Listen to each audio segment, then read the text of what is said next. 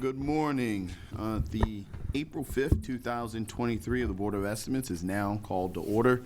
For folks who have the opportunity of joining us this morning, we'll ask that you wear a mask at all times. It's still the rule and order here at City Hall. The board is completely vaccinated as well as boosted. We'll also ask that at this time, if you could remember to turn off or at least put on silent your electronic devices to ensure that there aren't any interruptions this morning. At this time, I will ask our amazing clerk, Ms. Celeste Amato, for any corrections, additions, or noted abstentions to today's agenda. Good morning. Thank you, Mr. President. Good morning, everyone. This morning, in the absence of the Director of DPW, Jason Mitchell, Richard Luna, Deputy Director of DPW, will sit and act on his behalf. We have the following changes and corrections to note this morning. Item number SB 23-10108, Recreation and Parks, approval of RP 21820, Chick Webb Recreation Center Award. This item was approved on 1/18/2023, so you will not see it on the agenda that you may have looked at for today. But the agency has asked that the approval be rescinded to allow the federal grant process to move forward in compliance with government requirements. The item will return to the board at a future meeting for official approval at the conclusion of the grant process. We have the following protests to note on page 298 through 299. SB 23-10432, Transportation, Amendment to City Settlement Agreement with BGE. We have the following statements of opposition received from conduit users, Ron Adolph, Lock Raven Improvement Association, NECO, and Baltimore Green Justice Workers. We have the following deferrals and withdrawals to note on page 172 through 173. SB 23, and apologies, I don't have the complete SB number noted here, but the item is for BSIT, First Amendment to the Professional Services Agreement with for website redesign. This item is being withdrawn at the request of BSIT. On page 57, SB 23-10669, Department of Housing and Community Development, condemnation or redemption of ground rent interest for 549 Robert Strong. This item is being withdrawn at the request of Housing. The following items will be moving to the non-routine agenda this morning. Page 5, BDC SB 23-10740, lease Baltimore Arena parking garage. Page 6, BDC SB 23-10742, lease Baltimore Arena parking garage. 136 through 137, Department of Law, SB 23-11047, Settlement Agreement and Release. Page 139, Department of Law, SB 23-11067, Settlement Agreement and Release. Page 256 through 257, Department of Real Estate, SB 23-10659, Memorandum of Understanding, Baltimore County Center Place Road Project. Page 298 through 299, SB 23-10432, Department of Transportation, Amendment to City Settlement Agreement with BGE. Statements of opposition were received, and therefore the item is on the non-routine agenda. We have the following abstentions to note this morning. The Honorable Mayor Brandon Scott is abstaining on page 13, Fire Department, SB 23-10981, Johns Hopkins University Dell House License and Hold Harmless Agreement. On page 24, Health Department, SB 23-10927, Johns Hopkins University Ryan White Early Intervention Services. On page 30, Health Department, SB 23-10803, Johns Hopkins University School of Medicine Ryan White State Special Psychosocial Support Services. On page 31, Health Department, SB 23-10879, Johns Hopkins University OB/GYN Non-Medical Case Management. On page 33, Health Department, SB 23-11109, Johns Hopkins University Agreement. On page 45, Health Department, SB 23-10870, Johns Hopkins University Provider Agreement. And on page 47, Health Department, SB 23-10802, Johns Hopkins University School of Medicine Ryan White State Special Housing. The Honorable President Nick Mosby has no abstentions to note this morning. The Honorable Bill Henry has the following abstentions. On page 8, SB 2311182, Employees Retirement Systems, travel request. On page 11, SB 2311187, Fire Department travel request. On page 14, SB 2311203, Fire and Police Employees Retirement System travel request. On page 55 through 56, SB 2311000, DHCD travel request. On page 130, SB 2311171, Law Department travel request. And on page 131, SB 2311081, Law Department travel request. And there are a few more. On page 132 through 133, SB 2310901, Law Department travel request. On page 142, SB 2311258, Mayor's Office travel request. On page 143, SB 2311257, Mayor's Office travel request. On pages 159 through 160, SB 2310929, Office of Homeless Services travel request. On 166 through 167, SB 2311259, BSIT travel request. On page 180 through 181, SB 2311253, MONSI travel request. On pages 186 through 188, Department of Planning travel requests. On page 192 through 194, Police Department travel requests. And on pages 250 and 280 for DPW and Telecom travel requests.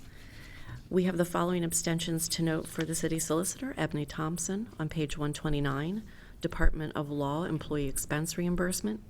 And on pages 130, 131, 132 through 133, and 140 through 141, 130, 131, 132 through 133, all travel requests. And on pages 140 through 141, Department of Law SB 2310895, transfer of funds. And for the Deputy Director of Public Works, Richard Luna, we have an abstention on page 250, Department of Public Works travel request. We have the following no votes on the non-routine agenda to note this morning. For the Honorable President Nick Mosby, he is voting no on the following items. On page 148, SB 2311018, MOED Grant Expenditure Provider Agreement. On page 163, SB 2310912, MOED Grant Expenditure Subrecipient Grant Agreement. On page 184, SB 2310741, Department of Planning Grant Expenditure Subrecipient Grant Agreement. And on page 185, SB 2310723, Department of Planning Grant Expenditure Subrecipient Grant Agreement. And on page 192, SB 2311225, Police Department Travel Request. And those are all the notes for this morning. Thank you, sir. Madam Clerk. At this time, I'll call for folks to provide a motion to approve and adopt the opening statement. So moved. Second. It's been moved and probably second. All in favor, please say aye. Aye. All those opposed, please say nay. The ayes have it. The opening statement is adopted. I will now direct the board's attention to a memorandum from my office dated April the 3rd, 2023, identifying matters to be considered as routine agenda items, together with any corrections, additions, abstentions, or no votes that has been noted by our clerk. I will entertain at this point a motion to approve items contained in the routine agenda. So, Second. It's been moved and probably second. All those in favor, please say aye. Aye. All those opposed, please say nay. The ayes have it. The routine agenda items have been adopted. The first item on non-routine agenda can be found on page 5, SB 2310740, Baltimore Development Corporation. This request is to approve a lease with the Baltimore Arena Parking LLC for the lease of the city-owned parking garage at 200 West Lombard Street, Suites A and B. On behalf of Baltimore Development Corporation, we have Mr. CEO, Colin Talbert. If you could, please state your name and begin your presentation. Sure. Good morning, members of the board. My name is Colin Tarbert. I'm president and CEO. That's all you would like. Totally up to you. President and CEO of the Baltimore Development Corporation, and I'm also joined by Peter Little, executive director of the Parking Authority, who may have some additional comments for the board. So before you, there are two items on the board agenda. Both are lease agreements. One is for what we refer to as the Arena Garage, which is directly abutting the CFG Bank Arena. And the second is for what is currently office space at the lower level of the garage. There's two different entities leasing those, so that's why the leases are separate. And Mr. Tarbert, we're going to hear them separate. So first, we're just going to focus on the garage, and then we're going to focus on office space. Sure. And just for the board and for folks listening, these are all together, so I understand they're individual items, but they relate to the larger picture, so we may refer to that. So we're on the lease, garage lease, I'm sorry. Yes, sir. I might invite Peter Little to come up from the Parking Authority just to make sure that I don't misspeak on anything. I appreciate his guidance. We've really worked on this together. It is a BDC item. But the garage lease is for a 30-year term. This is concurrent with the management agreement for the arena as well, so that's why the term is what it is.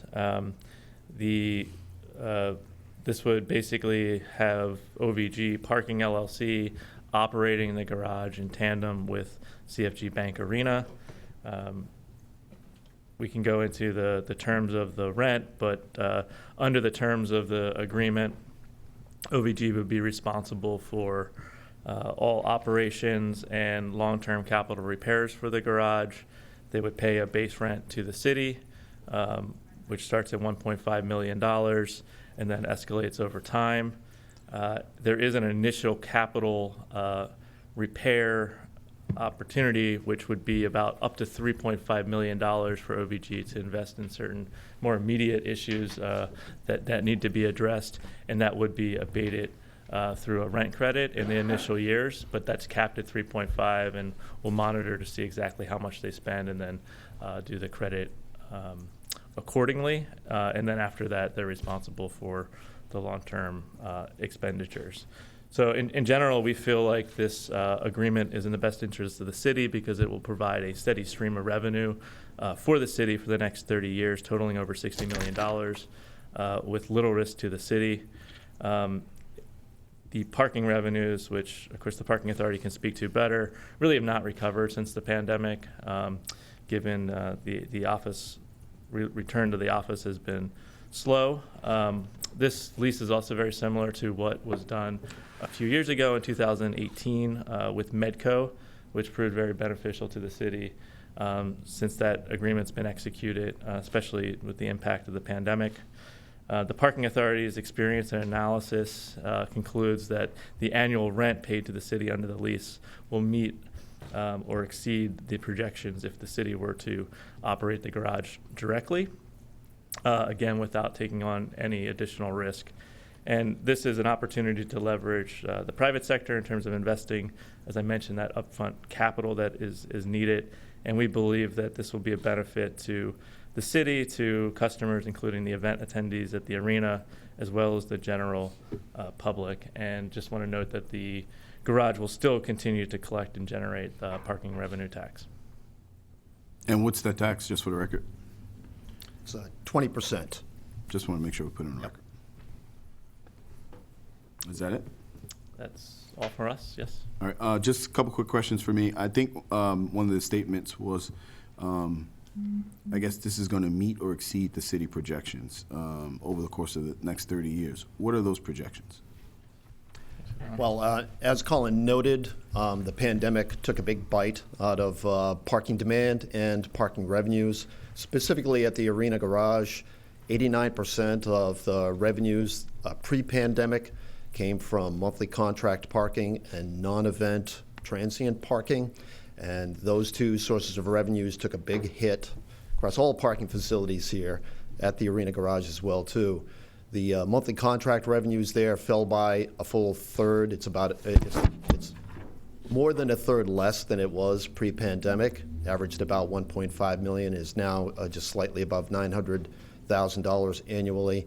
The transient revenue fell from about $1.2 million to $850,000. We project that event revenue will likely go up with what's been done with the arena, and is likely to bring it back up close to pre-pandemic levels, which in fiscal year 2019 was $3 million total for the garage. So that event revenue would make up for the losses in monthly contract and transient revenue. But with that, if we were to operate the garage, our operating expenses would be about $1 million. Our parking tax on $3 million would be $500,000, and so our profit would be about $1.5 million. But then we don't include in that analysis the additional, Colin mentioned that the operator coming in, the lessee, is going to do those initial capital repairs. There is a laundry list of additional repairs that need to be done to the garage and upgrades, to the elevators, to the lighting, to the plumbing, and to the fire safety system as well, too, that are not included in those initial repairs that the lessee would be responsible for after that, and that we would as well, too, if we were to retain it. So we would expect that our net profit from the facility would be less than $1.5 million. And so we think this is a very good deal for the city, and with, as Colin mentioned as well, too, no risk to the city. It's recession-proof, it's inflation-proof as well, too. It's guaranteed revenue from this facility.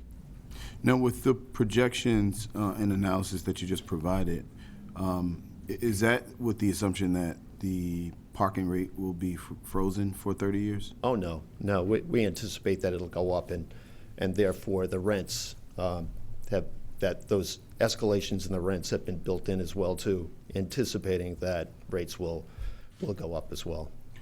But the rent is still just 1.5 or no? Oh, no. It'll increase, the rent will increase by 2% annually. In year 6, it'll actually jump to $1.75 million, and then increase another 2% each year through the lease.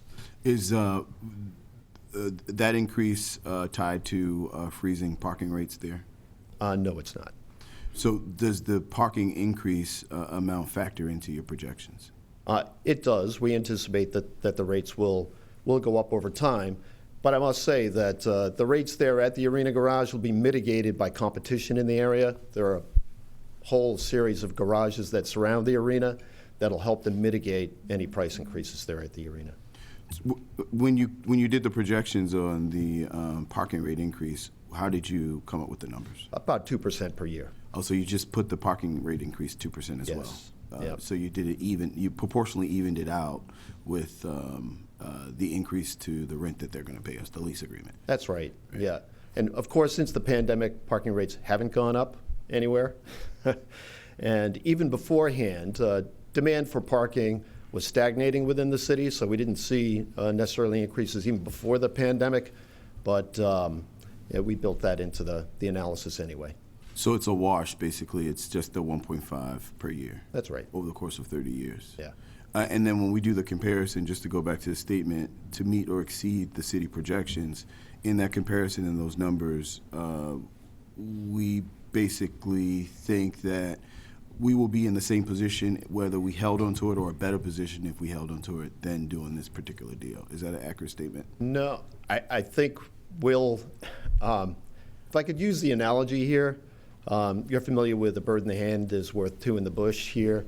In this circumstance, I believe 2 birds in hand are worth maybe 2 in the bush. It might be even, but there's a lot of risk involved with operating these facilities, recession, inflation as well, too. So these 2 birds in the hand might be worth actually 1.5 in the bush, or maybe 2.1 in the bush. So it mitigates that risk factor for the city. And I do believe that that it would be at least commensurate with what the city would get from the operation, if not more. No, I think we currently operate 14 or 15 garages. 14, yep. 14.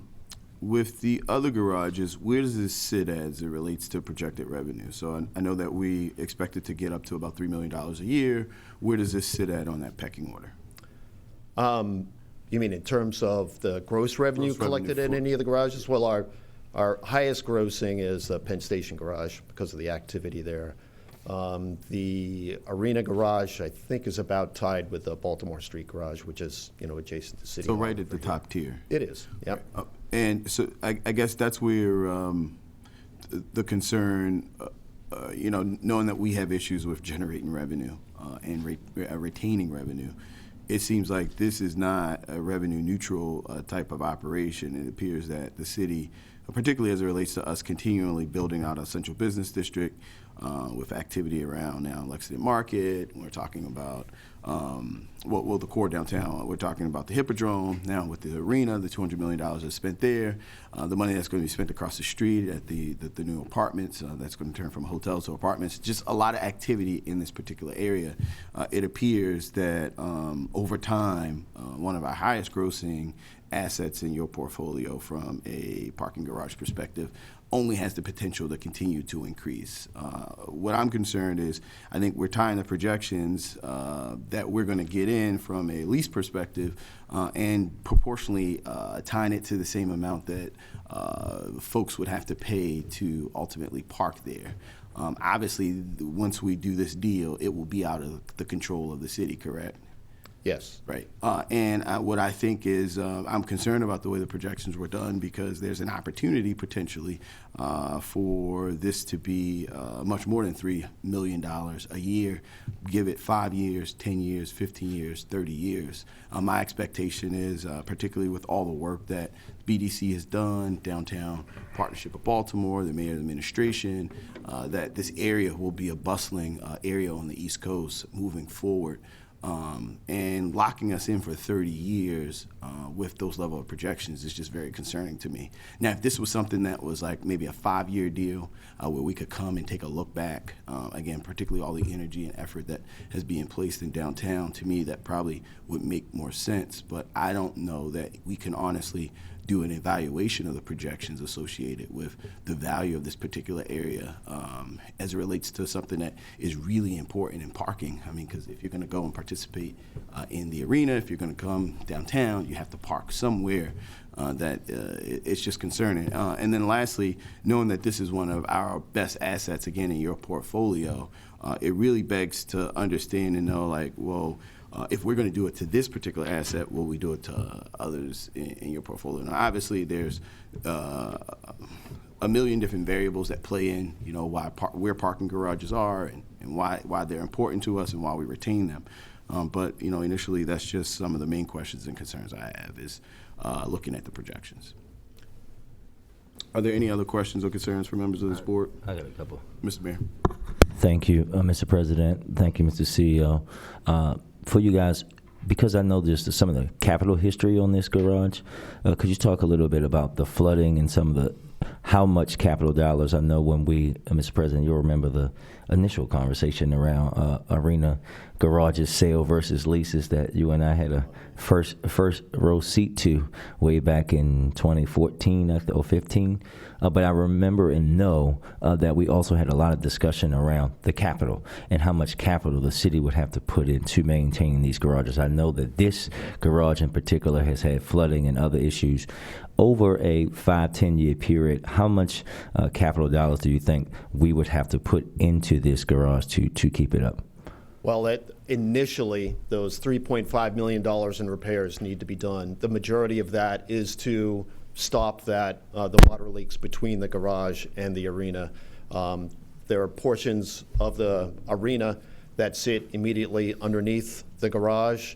And for, frankly, decades, there's been an issue with leaking from the garage into the arena's their changing rooms that they have there, the green rooms that they have, and the storage areas.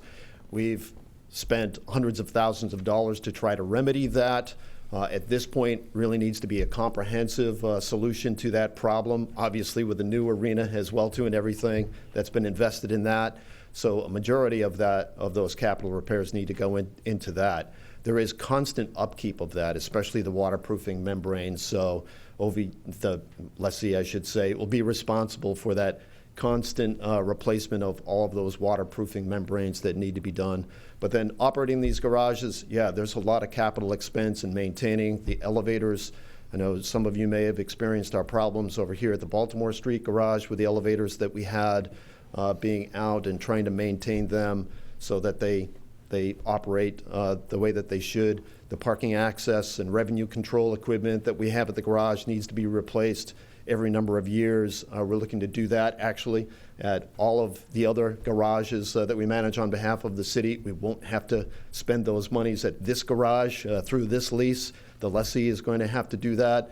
And then there are just basic concrete and structural repairs that need to be done on a regular basis that are very costly to the city.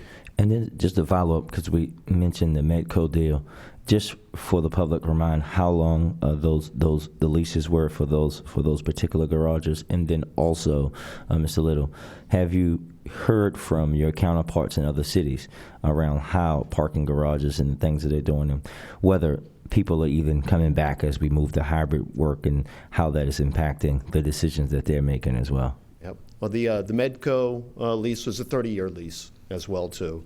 As Colin mentioned, especially with the effects on parking demand and revenue caused by the pandemic, that has turned out to be a very good deal for the city in the end. Getting back to the parking demand, demand is still down across the board throughout the country at all locations except for airports at this point, because people are coming back to airports but not back into the cities. They're seeing the same things, that monthly contract revenue, other transient revenue is down anywhere between 20 and 40% across the country, and not likely to ever return to pre-pandemic levels, unfortunately. Thank you, Mr. President. Just as a quick follow-up, just so we're all on the same page, the city's essentially paying for the capital improvements, whether we keep the garage under your operations or we go forward with this lease agreement. Is that accurate? Now, the initial capital repairs, The yes. $3.5 million. That's right, So- which so- we would have done anyway, Yeah. and it would have negated any profit over the next couple of years for us. Understood. So just making sure, I think the mayor was able to lay out some of the major concerns that we've had there for quite some time. That obviously needs to be done. Whether we do it or whether they do it, we're still paying for it, because that $3.5 million is coming out of the initial lease agreement that they're going to pay us. So basically payment in lieu of fixing up, payment in lieu of paying their rent. Doing They're those fixing up necessary the repairs. capital improvements to the garage. Yep. Is that accurate? And then also, I think it's really important just to note, because we constantly talk about projections and like where we are post-COVID, that, it's really hard to compare apples to oranges. And we know in big cities like Baltimore, garages in different locations have different expectations or outcomes as it relates to those projections. And the fact that there was just a $200+ million renovation of the garage, all the attention and excitement from Bruce Springsteen to Earth, Wind & Fire, and then all the other ancillary capital improvements and development that's been happening right around the garage. We expect this to be a pretty prime location. So again, if this was a 5-year deal, or it was something that we could kind of take a look back and just not tied to like a 2% increase over the next 30 years, I think that would probably be a better solution. So just wanted to kind of tie all those points up. Just one note to that, though. I think it's unlikely that any lessee would come in and invest as much as they're going to invest in it for only a 5-year lease. Got you. And that's where I guess it gets back to me when we're scratching and we're about to go into budget season. We're scratching and clawing to try to figure out how do we get the appropriate revenue to kind of maintain services. It's kind of tough to give up this type of revenue, in my opinion, over the next 30 years. So maybe it would have been an idea for us to just decide to hold on, see what it does over the next 2 or 3 years, particularly as it relates to the time frame that we're going to be paying for the immediate capital improvements, to try to better understand and project out real and actual numbers. If I could make one note in regards to that. Yes, the rent credits will probably, for the initial improvements, will take that away. But even with that, the city will be getting, over the next 28 years, over $60 million that they can count on in the budget. Got it. Thank you. Plus parking tax. That didn't include 20%. parking tax. Yes. Thank you, Mr. President. Since the President plugged Bruce Springsteen and Earth, Wind & Fire, I thought we had to say at least something about the Eagles and Queen as well. But I did want to ask. I really do have questions about the actual contract. I'm just trying to be fair, equal time. What about Anita Baker? I think the president raised some fair points in terms of questioning the projections for the for parking going into the future. What it made me curious about is because I have been thinking about this lease and the next one that we're going to be covering with the office. I've been thinking about those in the context of the overall arena deal. And what I was curious about was why weren't these two, or well, I guess we'll just stick to the one that's before us right now. Why wasn't this lease about parking negotiated as part of the deal for the overall arena lease? Yeah, I can answer that one, Mr. Comptroller. So I think the real critical part was the timing. So one, we wanted to, we did the RFP, it was specific to the arena facility. We didn't include the garage, although during the proposal period and then thereafter, like the garage was always discussed as a potential integral part. I think we wanted to go through the process with the parking authority jointly to evaluate all the pros and cons that I think we've raised today and figure out what we think the best solution is. So that did not happen concurrently with the design, construction, financing of the arena, because that was on a super fast timeline, as you all are aware, to make that CIAA tournament. And so we were having these conversations concurrently, but frankly, the priority was to ensure the success of the arena construction and delivery. And so we've been having these discussions now for months and months and months. So in an ideal situation, we could have bundled the whole package together and issued the RFP, but we didn't have the time to be able to kind of figure out all of those components. We knew the arena piece, generally where we wanted to go with that, and that contract was, coming due. So we ended up splitting the pieces, including the office piece, which we'll talk about next. But the way we're looking at it, BDC, kind of a big picture, and I think this gets to some of your concerns about like the city's budget, which we obviously have concerns about as well in terms of maximizing the revenue. We're really looking at this in a holistic way and figuring out like how do we create the best East Coast, best arena entertainment facility for Baltimore, and we think including the parking, including what we'll talk about next, we'll leverage more investment and more dollars and more revenue to the city. Big picture, it's harder to kind of narrow it down when we're looking at specific deals, which I think is rational and logical. But again, kind of looking at the sum of the parts, I think are going to be bigger than the pieces. And so, but to answer your question specifically, it was really a timing issue in prioritizing the arena.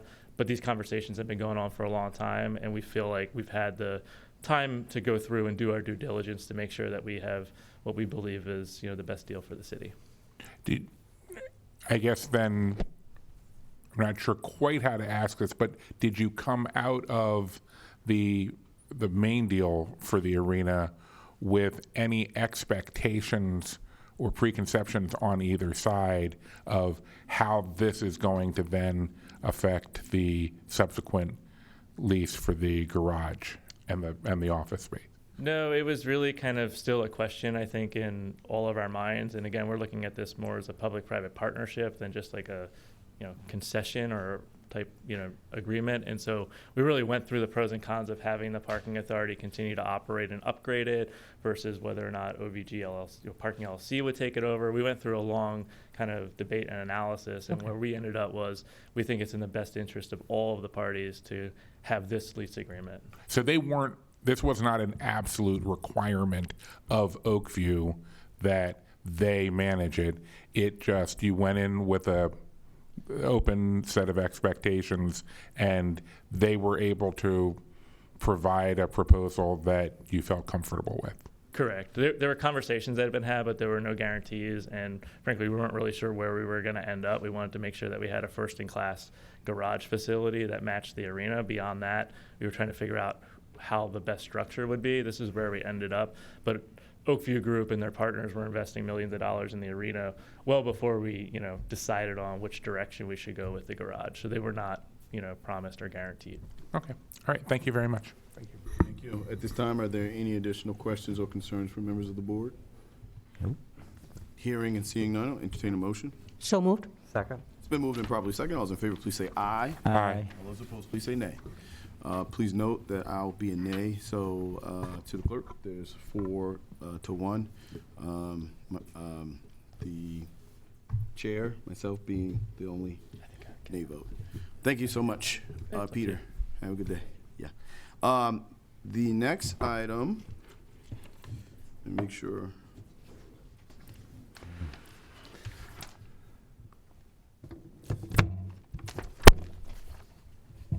Okay, just for the record, want to make sure that we note the vote accurately, and if we need to vote over it, guys, we can. But we just voted on SB 2310742. That's the Baltimore Development Corporation. That's the request between the city and OVG Parking LLC. All right. So that is what we just voted on. We voted on 740. 4-0. Yeah, that's what I'm trying to explain to you guys, so we can go back and vote. All the discussion we just had was germane to the parking garage, which is 10742. 0. Or it's 40? Zero. All right, cool. All right, so this paper is wrong. All right, perfect. So I'm good. So now we're gonna move on to 10742. Okay, so just for the record, want to make sure we, as was properly communicated by the mayor and comptroller, we just voted on SB 2310740.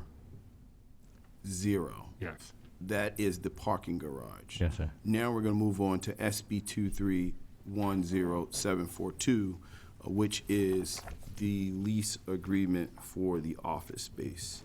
So,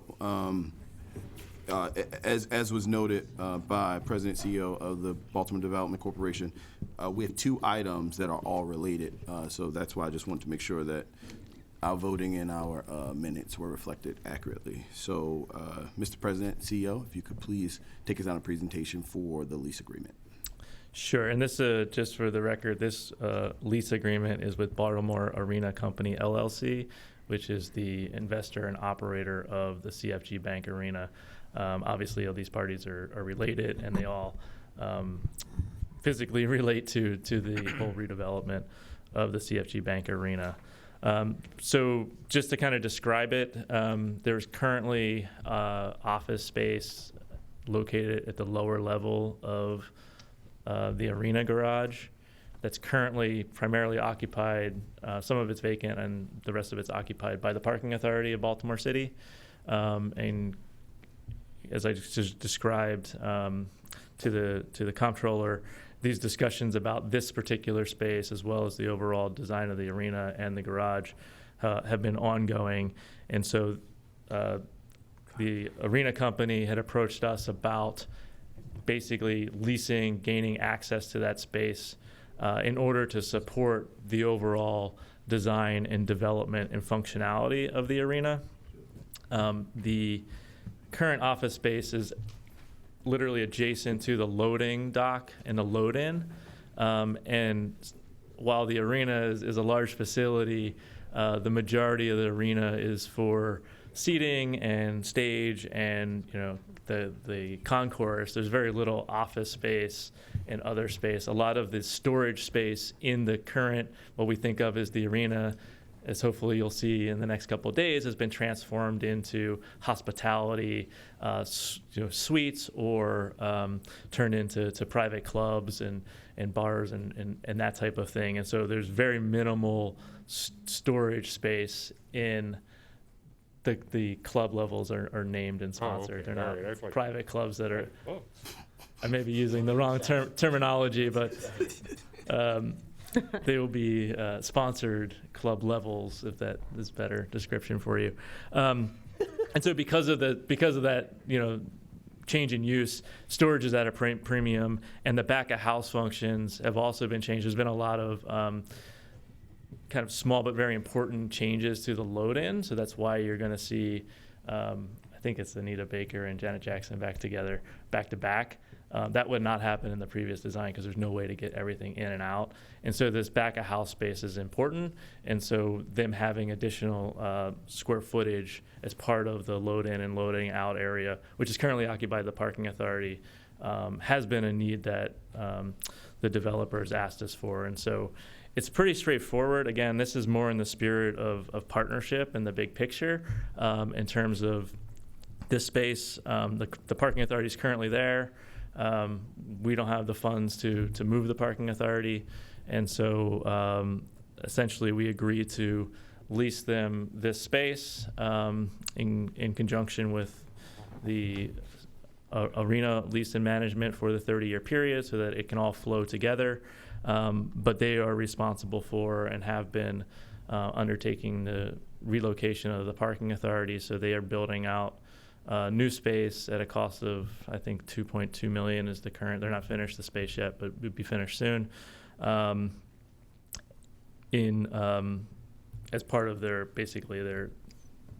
the rights to lease the space from the city. So the parking authority is moving. They will be moving to what is the East Market of Lexington Market, which is now vacated, adjacent to city-owned garage facility, which was important to the parking authority.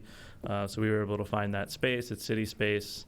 Well, I guess under the markets, but the building is city-owned, and they'll be relocated. That will allow for the arena to improve the space for storage. There may also be some rideshare functionality, so people don't have to wait out on the sidewalk. Those types of uses, there's not any other, concessions or retail type uses. It's mainly functional space that will be used.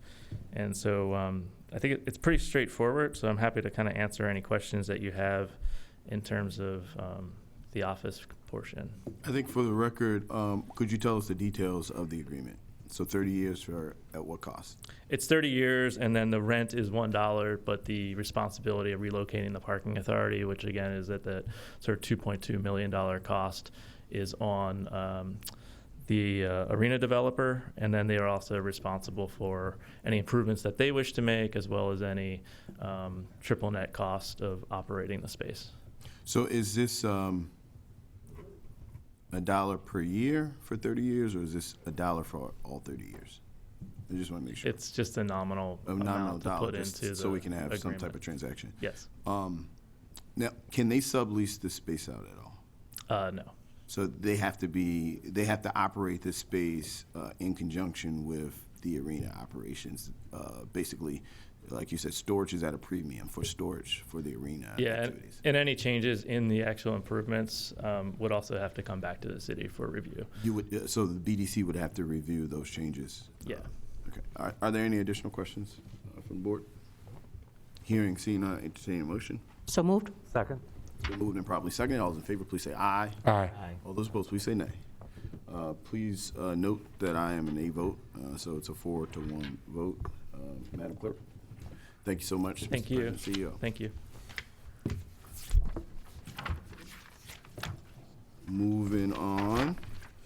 The next item on the non-routine agenda can be found on pages 136 through 137, SB 2311047, Law Department Settlement Agreement and Release. This request is to approve a settlement agreement and release of a lawsuit filed by Aaron Winston, who filed a lawsuit against Officer Alejandros Hazaminas and Mosaic Lounge LLC and Brandy Pope, arising from a 2016 incident at Power Plant Live. Here we have Deputy Solicitor. Thank you, Mr. Council President, Mr. Mayor, Mr. Comptroller, members of the board. Stephen Salisbury, Deputy City Solicitor from the Law Department. So the settlement in this case is Winston v. Hazaminas. This relates to an event that took place in February 2016. Officer Alexandros Hazaminas and two other BPD officers were working secondary uniform employment at the Mosaic Bar at Power Plant Live. Secondary uniform employment, just as a reminder, this means they were being paid by BPD to provide security at the venue. A member of the security team, this is after midnight, around 12:30 on a weekend. A member of the security team requested assistance removing someone from the club. The individual was actually a friend of the person who would later become the plaintiff. The plaintiff approached the officers as they were removing the plaintiff's friend from the club. Detective Hazaminas perceived that the plaintiff was interfering with the police action by grabbing one of the officers and asking them. The plaintiff was asking why, trying to sort of intervene, asking why are you removing my friend from the bar. What happened next is a little bit of in dispute. The plaintiff claims that Detective Haseminas threw him against the bar and then brought him down, tackled him to the ground, landing on top of him. Detective Haseminas claims that he was grabbing plaintiff and then slipped and fell and landed on top of the plaintiff. An important fact to keep in mind here: the plaintiff was 5'6" and 150 pounds. Detective Haseminas is 6'2", 335 pounds. So significantly larger than the plaintiff. The plaintiff, who had been sort of intervening in this incident, was ultimately arrested, charged with disorderly conduct and resisting arrest, along with some other charges, and he was later acquitted. During the arrest, the plaintiff suffered a fractured right arm that would require surgical repair. This resulted in approximately $27,000 in medical damages. The officer Haseminas, was separately investigated by Internal Affairs and was exonerated, and the state's attorney also declined to bring any charges against Officer Haseminas. The plaintiff then filed a civil lawsuit alleging a variety of state and federal claims, including excessive force, negligence, false arrest, battery, false imprisonment, failure to timely call for medical treatment. The trial had actually begun. This was several weeks ago.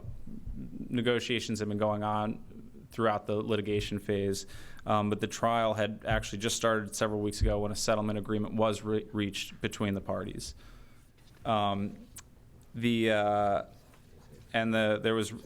parties were able to reach a settlement in the amount of $250,000.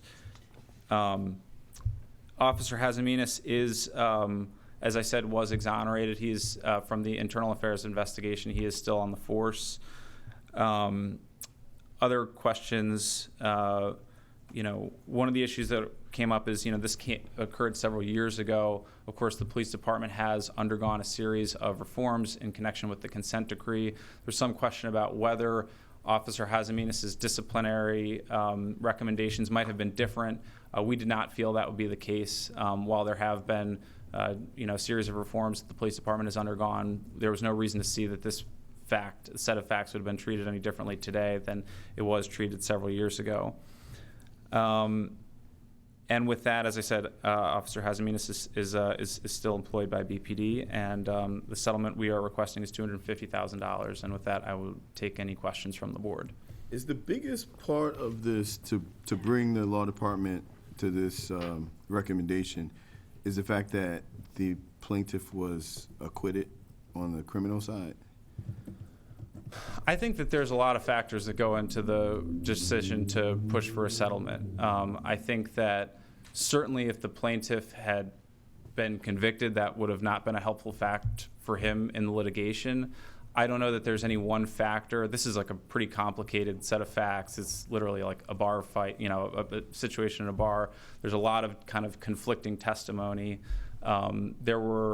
So I would just say there were a lot of different factors that ultimately would have led to a settlement agreement between the parties. And I don't know that I would necessarily point to any one as being sort of the lead and sole factor resulting in a settlement. It just seems to me, the lay citizen type of view. The Internal Affairs declined or acquitted. I don't know the correct term. The state's attorney's office did an investigation, thought that the officer's actions were not criminal. I think you said it was like $27,000 in medical bills. Mm-hmm. So from a medical bill perspective, $27,000 is not hard to come by.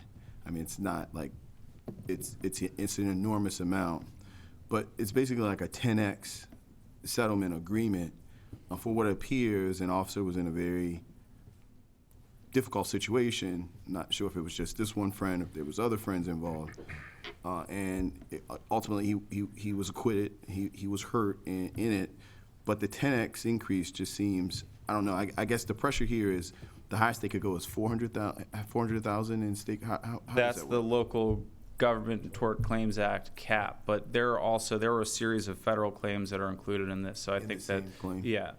I'm sorry, I didn't mean to. No, it's fine, please. And I would just say again, this was a pretty complicated set of facts. There was some pretty damning testimony that was given by other witnesses about certain conduct that the officers had engaged in. I think another thing that's just worth putting out there: this was going to trial within several weeks of the Tyree Phillips murder in Memphis.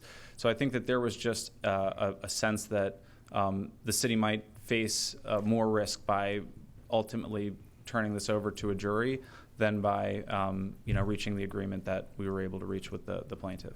Understood. Thank you. Are there any additional questions or concerns? Mr. Comptroller? Thank you, Mr. President. Good morning. Morning.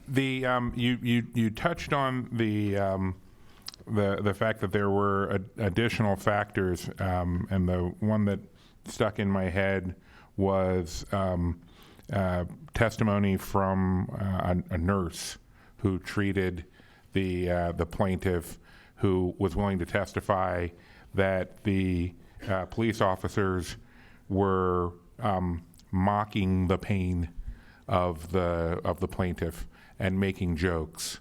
What I was curious about is if you just look at the actual injuries that the plaintiff incurred, and then you look back across our settlement history, the city deals with people who get hurt through the action or inaction of city employees periodically. But I have noted that we pay out significantly less to people who get hurt by other agencies, even when the actual injuries are not wildly more severe. And so I'm wondering if there might not be some way for the settlement committee or the law department in general to work with, I don't know, risk management, somebody more numbers oriented, to work to quantify the potential impact, and maybe we could have a policy where we are in a position to provide some actual consequences to city employees when their actions or inactions end up costing us more money. Like, it's one thing if, an officer trips and falls on a suspect or somebody in the pursuit of their duties and injures them. That's what happens. But when the officer makes fun of the person for complaining about being in pain, that's a conscious decision that ended up effectively costing us tens of thousands of extra dollars. And it just seems like we should have something in place to address that and try to modify that behavior financially. Mm-hmm. Well, I think it's a really good idea. It's something that we've actually have started to think about. I mean, when we talk to our litigators, I think it's important to, one response is always like, these cases are always unique. I mean, there's always kind of different extenuating circumstances. This is no exception. But to me, I do think it's important for us, for the reasons that you're stating, but for a number of other reasons as well, to try and think about sort of a more consistent, making sure that we are thinking about all these settlements, not just on their own, but in the connection with all the other settlements that we're paying out. If we can see trends, if we can see patterns about certain agencies or certain actions, or what's normally paid out, and trying to get a better handle on that. So that's definitely something that the law department is open to, and something that we're thinking about. We'd be happy to work with risk management on that. So I think that's also a good idea, and something we're definitely open to. And I didn't mean, it's like the director of finance is here. I didn't mean to just offer your office up to, it's just like that was the first numbers-based group that popped into mind. But no, we definitely want to get somebody other than a lawyer doing the numbers. Yeah. Okay. Thank you. Thank you, Mr. Comptroller. At this time, Madam Solicitor. Yes, and thank you, Deputy. Could you please talk about how we factor in the costs of defending both the officer and also for federal charges, the implications of attorney's fees, even if they decide that the amount that we end up paying may be a lesser amount. Can you discuss that with them to sort of paint the picture? Yeah, so that's definitely, that's a very important additional cost that's unique to these cases where we have outside counsel, because this is a police officer. The city is being sued, but also the officer is being sued in their individual capacity. So we are required under our MOU with the police department to provide legal counsel. We also, just by virtue of the fact that we would have a conflict of interest otherwise. So when we go into taking a case like this to trial, becomes much more expensive than sort of your ordinary slip and fall case or auto tort case. And then, as the solicitor mentioned, attorney's fees are an enormous driver of costs. So when you have constitutional claims like were included in the complaint here, if we are not only required, if there's a judgment, or if we're ultimately required to pay out a judgment to the plaintiff in this case, there's an additional the additional attorney's fees that would be associated with that, and these are often, very expensive opposing counsel that are representing these cases. It can really be a huge multiplier in the ultimate in the exposure to the city. So again, that's just one more reason that I think some of these cases involving police conduct might, will often result in higher settlement amounts. At this time, are there any additional questions or concerns from members of the board? Hearing and seeing none, we'll entertain a motion. So moved. Second. It's been moved and probably second. All those in favor, please say aye. Aye. All those opposed, please say nay. The ayes have it. This item is approved. Madam Clerk, you can put me down as an abstention on that particular item. The next item on the non-routine agenda can be found on page 139, SB 2311067, Law Department Settlement Agreement and Release. This request is to approve the settlement of a claim filed by the estate of Terry Harrell from an automobile accident that occurred on June 21st, 2022. Once again, on behalf of the Law Department, we have our Deputy Solicitor. At this time, the floor is yours. Thank you, Mr. Council President. So this was a really tragic event that occurred last summer. Involving, it was on June 21st, Mr. Harrell was riding a scooter in East Baltimore. He entered the intersection of East Biddle and North Milton Street when he was struck by a police cruiser that entered the intersection. The cruiser was operated by an officer, Alexis Acosta, who was responding to an emergency. The cruiser struck Mr. Harrell and killed him. There was some media coverage about this. I think that given the very tragic circumstances, the city pretty quickly engaged in discussions with counsel representing Mr. Harrell's family and reached a settlement amount of $400,000, which I think, as I had discussed with the comptroller, is at the cap for local government tort claim liability. But again, just given the circumstances, given what a tragedy this was for Mr. Harrell's family, the really unfortunate circumstances around it, it seemed appropriate. And so we will be requesting approval and authorization for a settlement of $400,000. At this time, are there any questions or concerns from members of the board? Mr. Comptroller, the floor is yours. Thank you, Mr. President. First question is just to make sure I'm remembering the circumstances. Were the officers' vehicle lights on at the moment of the crash? Yes, okay. We believe so. Lights and sirens were on. All right. And when crashes like this happen, where a city vehicle strikes a person, is there a particular process for notifying the public? Yes, BPD does issue a notice anytime there is a death involving an incident like this, whether it was through a motor vehicle accident or otherwise. And last is, what did the investigation conclude in terms of the officer's culpability? So the investigation is still ongoing. The officer is still on the force, is doing administrative duties right now while the investigation is still ongoing. And that's an investigation with I believe the Attorney General's office in conjunction with the State's Attorney's office. Okay, when was this incident? This was last summer, so June 21st, 2022. Is that a reasonable, I'm sorry, reasonable is an inappropriate word. Is that a normal amount of time for the investigation to take? I think it's, for an investigation like this involving a death, I don't think it's so out of the norm, but I would have to defer those questions to the AG's office. Would it be possible for us to be notified when the investigation concludes? Absolutely. Okay.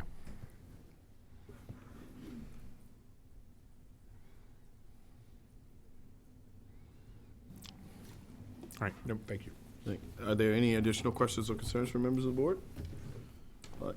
If there aren't, at this time, I'll entertain a motion. So moved. Second. It's been moved and properly second. All those in favor, please say aye. Aye. All those opposed, please say nay. The ayes have it. This item is approved. The next item on our non-routine agenda can be, thank you so much, Mr. Deputy Solicitor. The next item on the non-routine agenda can be found on page 183, SB 2311096, Capital Improvement Program, Planning Commission recommendations. This request is to approve the Planning Commission's fiscal year 2024 through 29 Capital Improvement Program and recommendations. On behalf of Department of Planning, we have. That was moved back to routine. Oh, we moved that to, actually, we already voted on that, folks. We don't have any questions. Thank you, Mr. Comptroller. He got all his questions answered prior to the meeting. We're moving on. The next item on our routine agenda can be found on pages 256 through 257, SB 2310659, Department of Real Estate. This request is to approve a memorandum of understanding on Baltimore County Center Place Road project. On behalf of Real Estate, we have Good morning, Mr. President. Director. Good morning, members of the Board of Estimates. I am here this morning to ask the...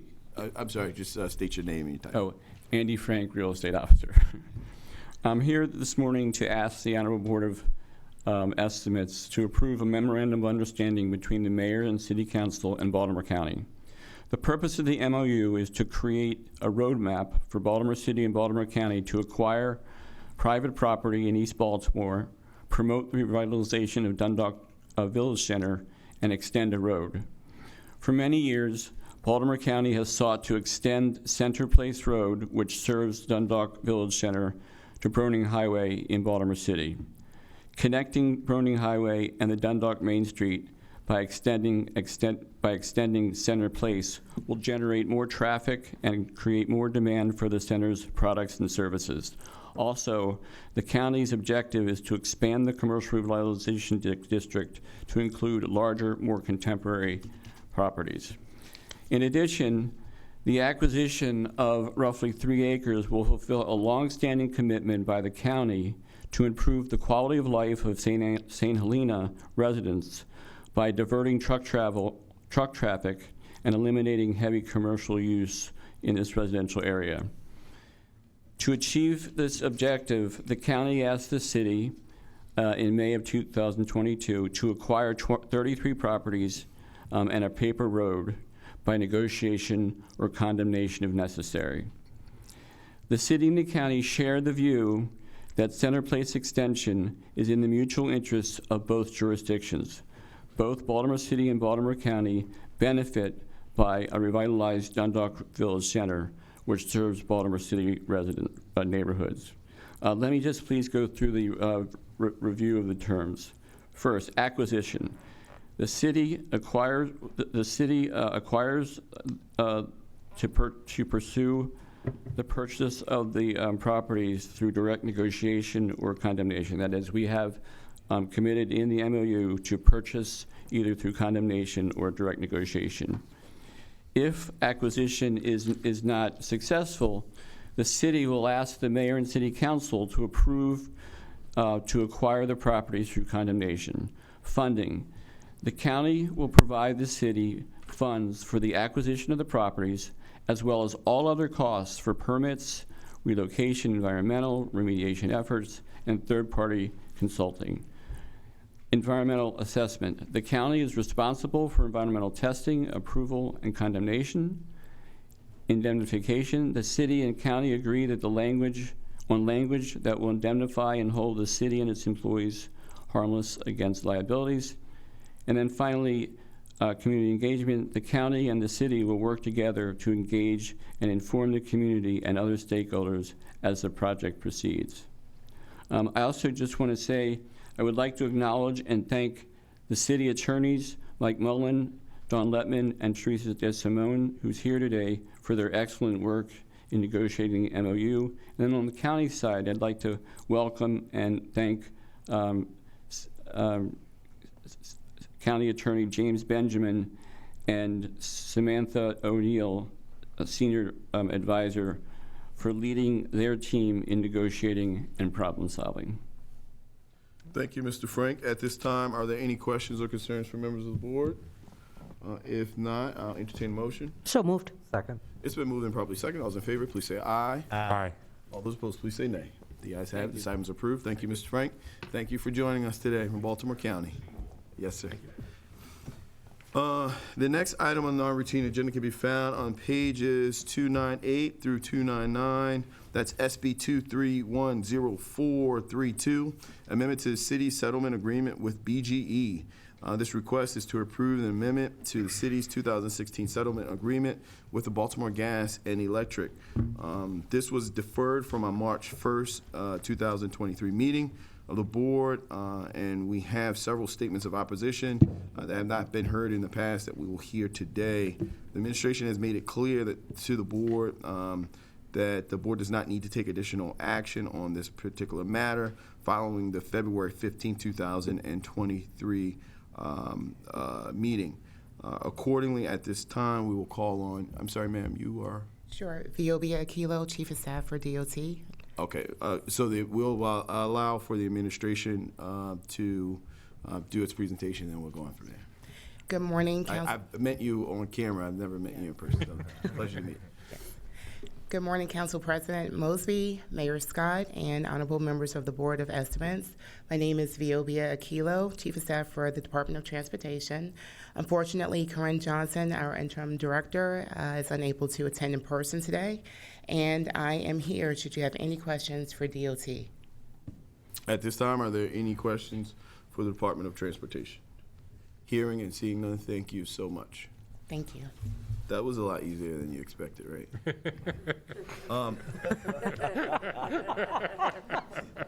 I've been watching. Been here 2 months ago. Next, what we'll do is, I guess from the administration, that's good, that's it? From administration, okay. We're gonna allow folks that are from the public who have some concerns, opposition, or even support. I think the letters that we've received, first up, we have Northeast Community Organization Incorporated, NECO. Is anyone here representing them? Next up, we have Commercial Utilities. Is anyone here representing Commercial Utilities? And they're kind of not necessarily. He's not here. Yeah. Next is Baltimore Green Justice Workers Cooperative. And then last on my list is a group affectionately known as the Conduit Users Group. Is anyone here to represent that group? Are they maybe online? Is anyone online that I have missed? And then there was another community association, Lock Raven Improvement Association Incorporated. So at this time, there's no additional testimony or opposition for us to hear. Is there anyone here that would like to testify that have not called? Hearing and seeing none, this will be reported as noted, and I think that'll conclude that item. This concludes the business before the desk of the Board of Estimates. Oh, sorry, Mr. Mayor, you have something to add? No, yes, Mr. President, I just want to note and thank the board and thank you for your conversation and discussion around the arena and the arena parking garage and the office space. I think that what we have voted on today is really something that we know we needed in the city of Baltimore.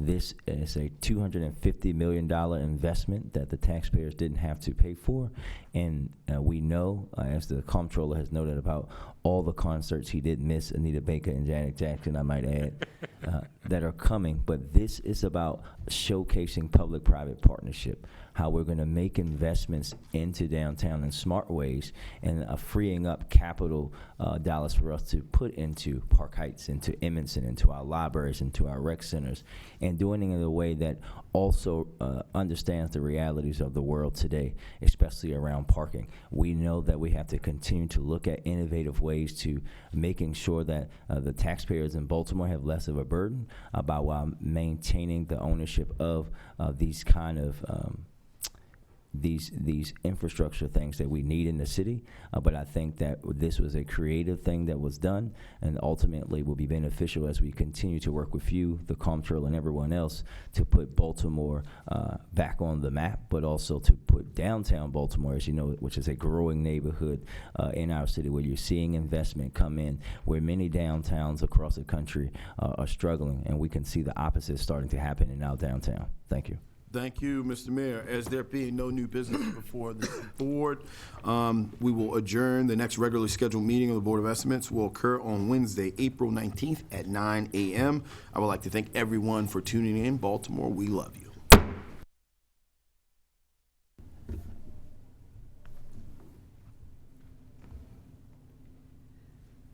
Good afternoon, everyone, and welcome to the Board of Estimates bid opening for April 5th, 2023. We have a few addenda to share this morning.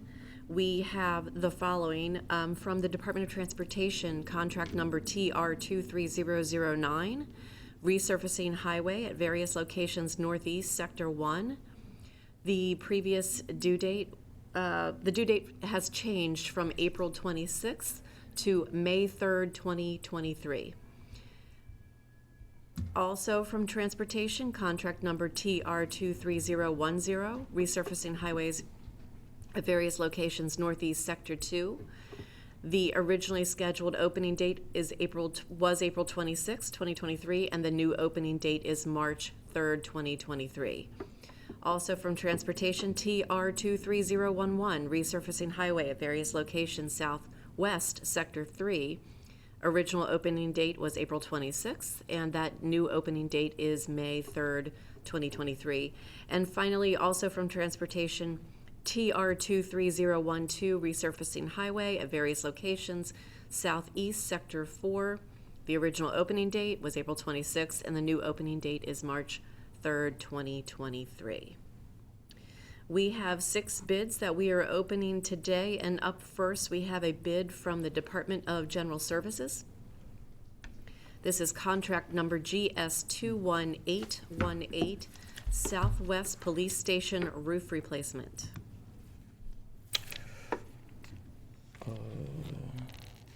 Okay, and the first bidder is Bensky Construction LLC.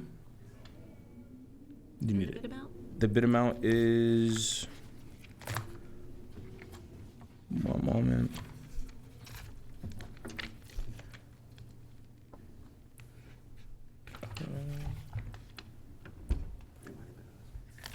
This one. Oh, the base bid is $1,340,000. So that number is 1,340,000.00. Yes.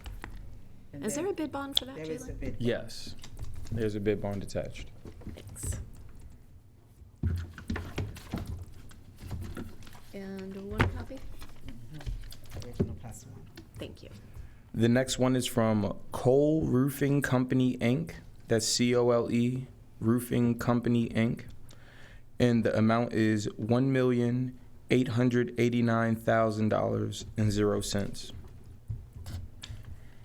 That number was 1,889,000.00. Yes, and there's a bid bond attached. Thanks.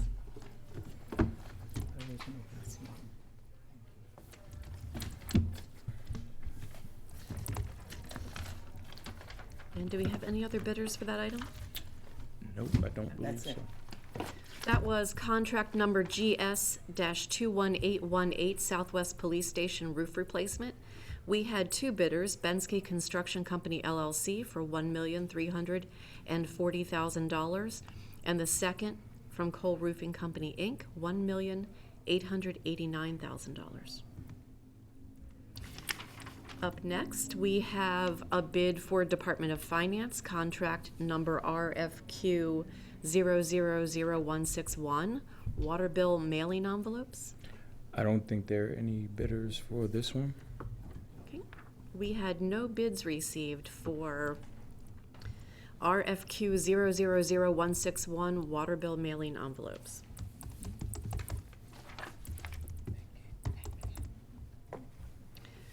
Up next, we have a bid for the Department of Public Works, contract WC 1367, Old Goucher water main replacements.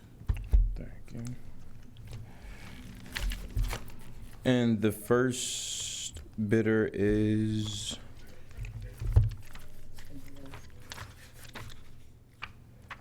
Spinello Companies, and the amount is $13,473,300.00. That number was 13,473,300.00. Yes, and there's a bid bond attached. Got it.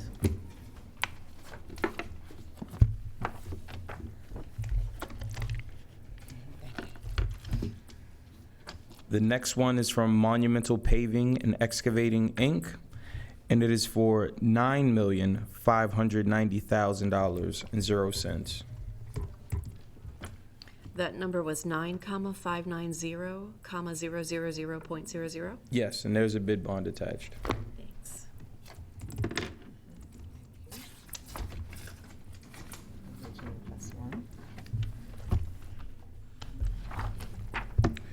The next one is from R.E. Harrington Plumbing and Heating Company, Inc., and the amount is for $10,792,475.00.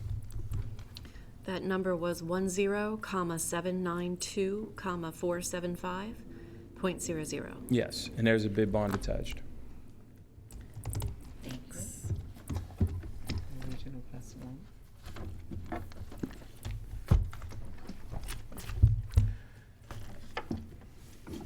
The next one is Civil Construction LLC, and the bid amount is $12,208,150.00, and there's a bid bond. That number was 12,208,150.00. Yes. That was is that all the bids for? That was all the bids. WC? Okay. That was contract number WC 1367, and the bidders are as follows. Spinello, $13,473,300. Monumental Paving and Excavating, $9,590,000. R.E. Harrington, $10,792,475. And Civil Construction, $12,208,150. Up next, for the Department of Transportation, contract number TR-23006, concrete slab repair citywide. The first bidder is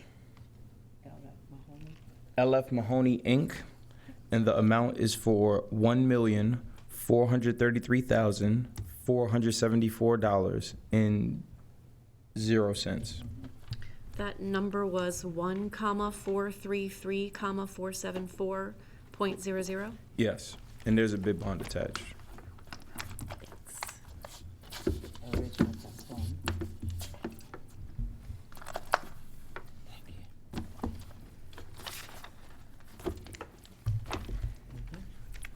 The next one is for, make sure, Santos Construction Company, Inc., and that is for $1,887,632.50. And there's a bid That bond. number was 1,887,632.50? Yes. Thanks. And you said bid bond. Mhm.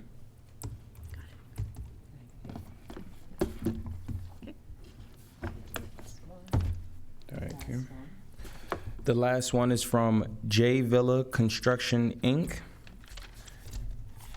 And the amount is for $1,742,000.00.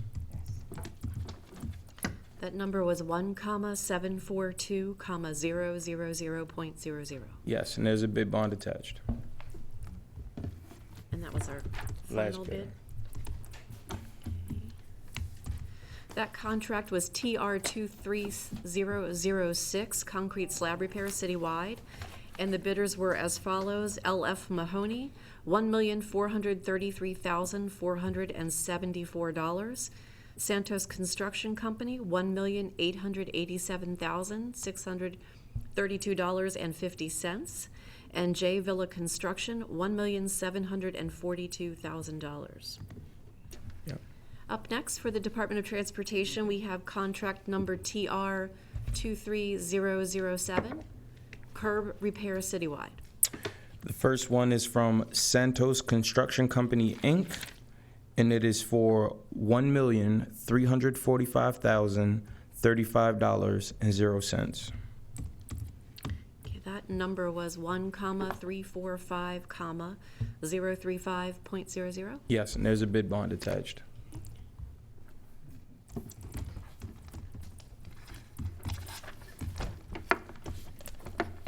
Thank you. The next one is from J Villa Construction, Inc., and the amount is for, no, let's see, 1 second.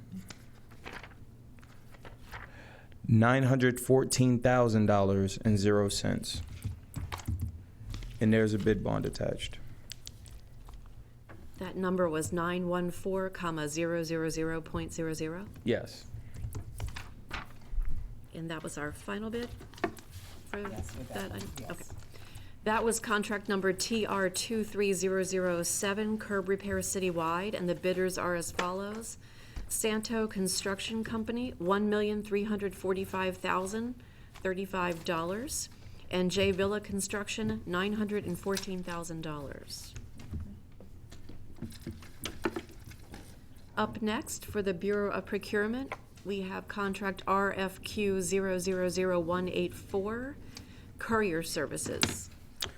The first one is from New Beginnings Express Courier, and the amount is for $1,900,500.00. That number was 1,900,500.00. Yes. Thanks.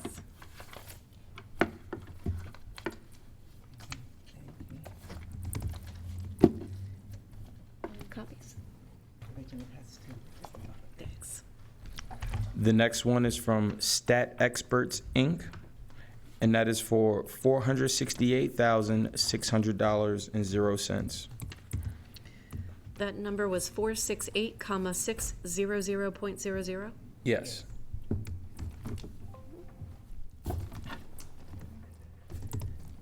And do we have? +3. Plus 3. And that was the, no other bidders for That's it. That's the 24? last one. That was contract number RFQ 000184, and the bidders are as follows: New Beginnings Express Carrier, $1,900,500, and Stat Experts, Inc., $468,600. And that was also our last bid, yes? Yes. And that was our last bid for today. Thanks, everyone, for tuning in. Our next bid opening is April 19th, 2023 at 12 noon. And thanks, team.